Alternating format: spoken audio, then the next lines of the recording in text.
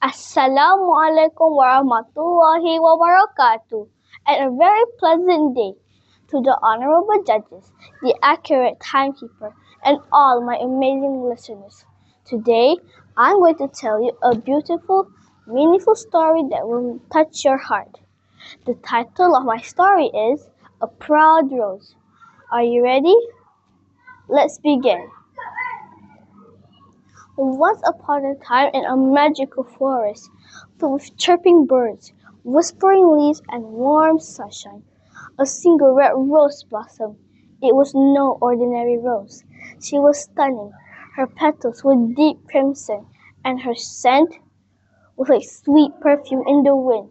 She looked around and thought, I must be the most beautiful plant in this forest.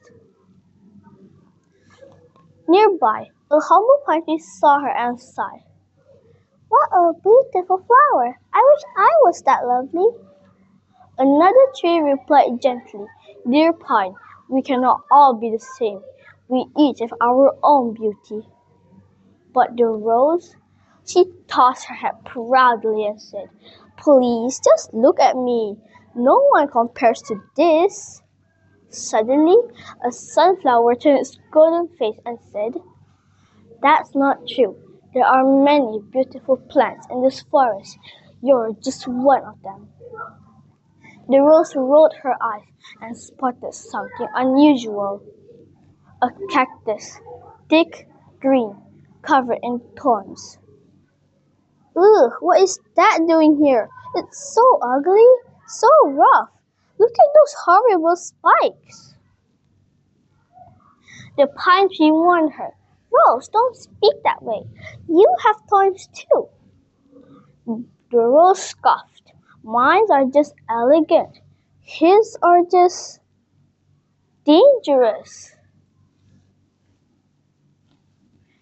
And from that day, the rose would mock the cactus. Day after day, she would say cruel things. You'll never be admired like me. You don't belong here. I wish I had better neighbors. But the cactus stayed calm, and sometimes he even replied gently, Allah did not create anything without a purpose. Then summer came. The rain stopped, the river dried up, and the ground cracked. The animals grew tired, and even the rose began to wilt. Her beautiful petals drooped. Her colors faded. She was thirsty, dying, weak. One day, she noticed something strange. Birds were flying to the cactus. They poked their beaks into his thick skin and flew away refreshed. She whispered to the pine, What are they doing? The pine said, They're drinking water. The cactus stores it inside. He shares it with the birds. The rose gasped, He helps others? Yes, said the pine, and he will help you too if you ask. The rose was silent.